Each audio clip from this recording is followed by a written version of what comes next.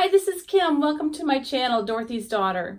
Today, as promised, I'm going to take you on a tour of my sewing and craft space.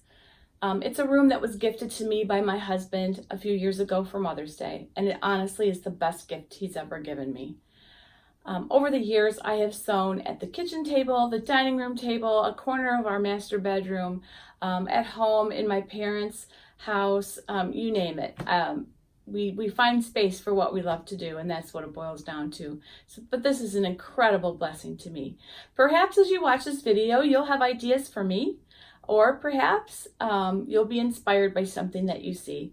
So down below in the comments, leave me what your sewing space is like, and what are your dreams for the best sewing room possible. I hope that you have a happy place to sew, whether that just be a corner of your kitchen. It's still a wonderful place to create. So leave me a comment, and after the video, I will be back with some upcoming plans for the channel. Thank you so much. Tour of my sewing space as promised. When you walk in, as you can see, it's not a huge space, but it is very functional for me. I'll start in the middle here. This is my cutting table. I also have stools there, so when I bring out my second machine, I have a place to sew. I do a lot of times use my second machine for top stitching, like when I'm making jeans and that sort of thing. On the side here, I have cubes. The yellow cube there is full of zippers and other fasteners, elastic, that kind of thing. This shelf, all these white envelopes are indie patterns that I have printed and made. These are some patterns that I am sorting through at the moment. In this box are some patterns that have actually been sorted, and I'm going to explain to you in another video how I'm organizing my pattern collection. And down here are some more indie patterns. So basically this space is just for storage of patterns and whatnot. The one on the bottom there is for interfacing. And as we go over here, down here I have my marking tools, pens, pencils, tape, ironing tools there. As we go around the table, that looks familiar, huh, from where I sit? On this side underneath, I have my ham, parts of my ironing board, the blank envelopes, my iron, some other things. Starting back at the door. Behind the door, I like to hide things. So my vacuum cleaner is back there, as well as my cutting mat, as well as a plastic container full of quilting scraps that my granddaughters like to play with. If you know anything about me, you know that I am a Mickey Mouse fanatic. I actually have the same birthday as Mickey. This Mickey, giant Mickey, was gifted to me on my 60th birthday, so he has an honored place in here. Here are some of my sewing books. I have more downstairs, but these are the ones that I tend to use. Some of my, I think one day we'll do a video and we'll just go through the sewing books that I have. Down here are Berta magazines and machine manuals and that kind of thing. And down there I keep empty spools for my neighbor, who's a kindergarten teacher and likes to use them for crafts. We have a dresser here, and above it I have this sign that I made with a stencil on my Silhouette machine. Very true saying. Like I said, I'm a Mickey fanatic. On top of the dresser, I have some things that are precious to me. Obviously Mickey and Minnie, but my little 6-pack of grandkids up here.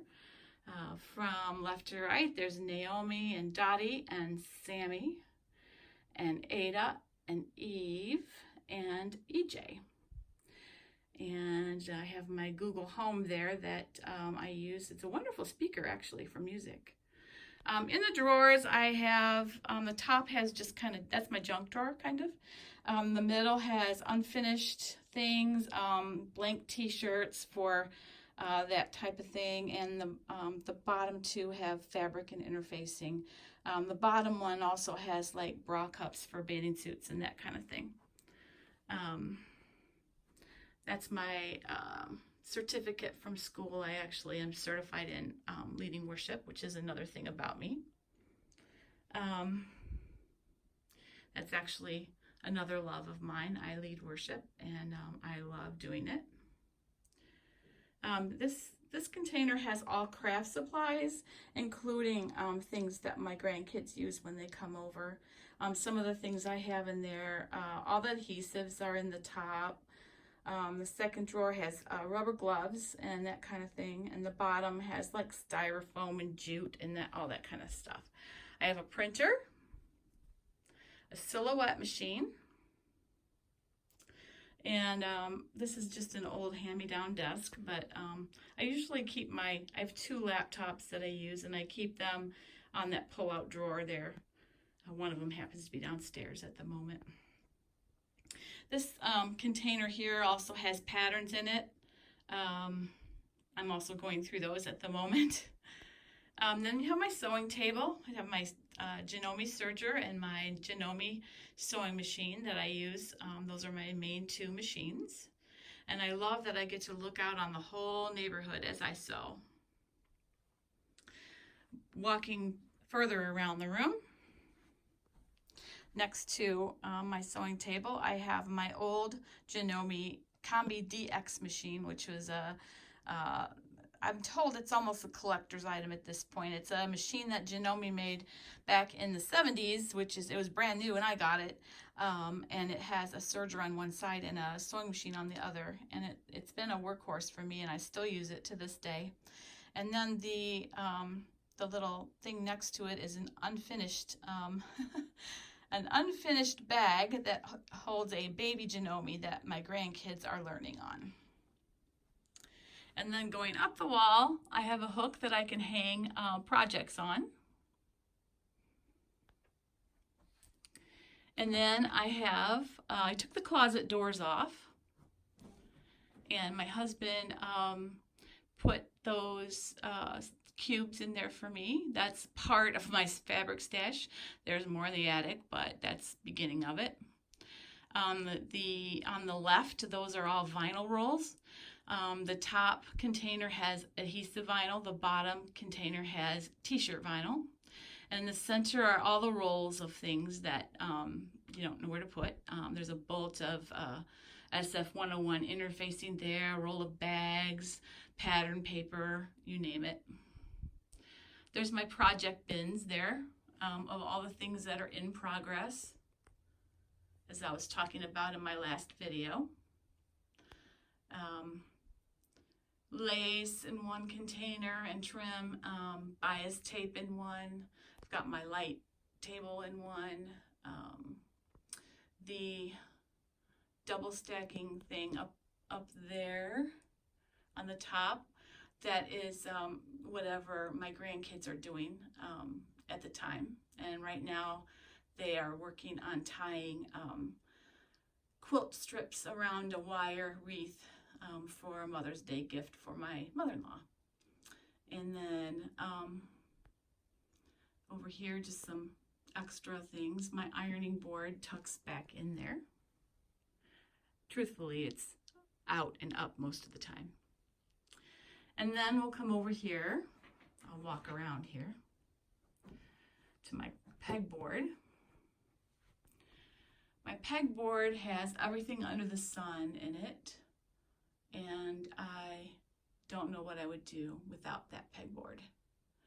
The pegboard was white when it was purchased. Then my husband took some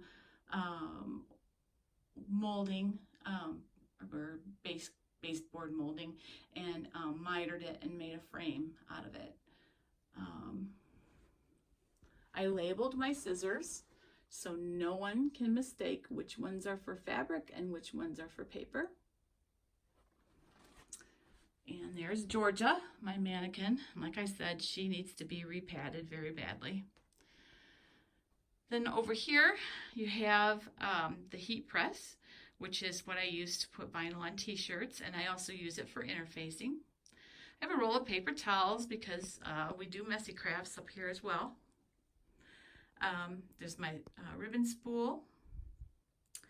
I have another surface to work on, and then there's my collection of dolls that they're my models to sew doll clothes. I have a little cork board and whiteboard there, the reminders and things on it. Actually, right back here, you see that pattern. That's a pattern I made when I was in high school, and I was looking for a jacket the other day, something to pop on over a dress, and I actually made that jacket in I guess I was probably about 17. So I want to make it again, only the problem is that's a size 12 and I'm not a size 12. So I am working on grading up that pattern and trying to make it fit me. So I'll keep you posted on that. Coupons, I always have the current Joann flyer there so I can remember when the pattern sales are and all that good stuff, and the coupons. And yeah, so that's a trip around the room. Down here underneath, there's a lot of stuff. There's some foam board back there, some photo paper. All my cardstock is in that container there. Paper cutter. There's rhinestones and different stencils in those two drawers down there. Over there, there are supplies for the heat press, like there are things to pad it so that you can get more pressure, like on baby onesies and that kind of thing. The middle drawer is all serger thread, and the bottom drawer are more indie patterns that have been printed and made. So there you have it. That is my sewing space to date. I will tell you, this wall here is kind of blank, and that is going to soon have a smaller pegboard like that, because I'm obviously running out of space on this one. Anyway, I'm sorry if the video was shaky, but there's no real way to give you a tour without just holding it. So that's my sewing space. And if you have ideas for me on how I can make this better, I'd sure love it. Or maybe it'll inspire you to do the same. Oh, I have a TV too, that's very important. I watch a lot of you on YouTube while I'm sewing. I watch other YouTubers.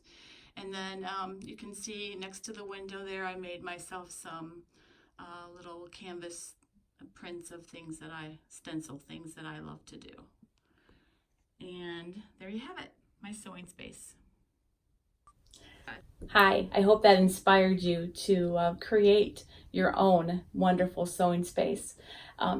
As you're watching this, it's Easter week, and I am a worship leader, so I will be busy, so this will probably be a one video a week.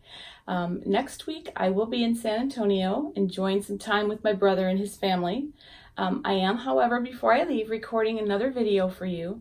I'm going to discuss how I'm organizing my patterns. I think you might find it helpful. There's a couple of apps that are out there. I found one that I really love that's actually available on all platforms as well. So I will be back with that next week, and then the week after Easter. After that, I have come up with a list of 50 skills that a sewist needs to become like an intermediate sewer.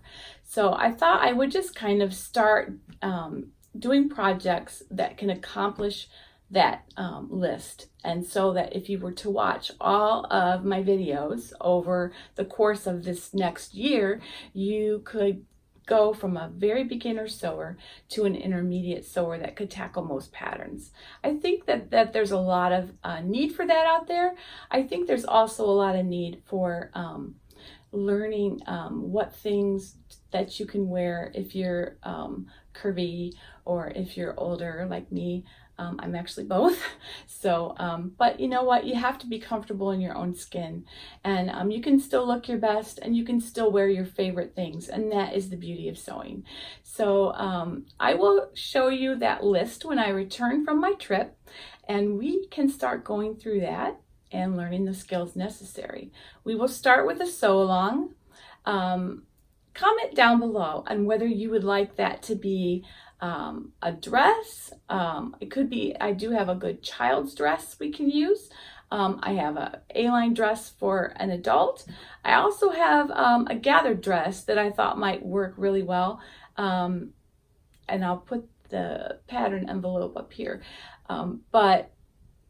It's the one that I am making for Easter, but I can make it again in another fabric and show you guys the steps, because there are a lot of things you can learn from that pattern. There are skills of gathering, there is we line the bodice, there's installing an invisible zipper. So there's a lot of skills we can check off our list with that pattern. The other reason I like that pattern is because it comes in sizes I think all the way up to 26, maybe even 28. So I'll put a little nag down here below me of what that actually is. But I think that might be a good place to start, but why don't you leave me your thoughts? If you want to sew for children, perhaps we could start on something like that as well. But I think it's just important to dive in, and you can do it. If I can do it, you can do it. And I think a lot of times people ask me, how are you so good at this or that or whatever? Because I have a lot of creative endeavors, having run a photography business, and I love to sew, and I'm also a musician. But as people say that to me, my only thought is the only real talent that I have is that I'm not afraid to try. So just jump in, and you can do it. You can learn it, and I'll be there with you every step of the way. So if you want to join me when I come back from my trip, I will have that list of 50 skills, and I'm going to actually have a checklist that you can download and keep track of your progress. So we will start a sew along, and that I think will be a lot of fun together. So that's it for now. I hope you have a blessed Easter. Easter is really important to me. I'm a Christian, and my faith is the most important thing to me.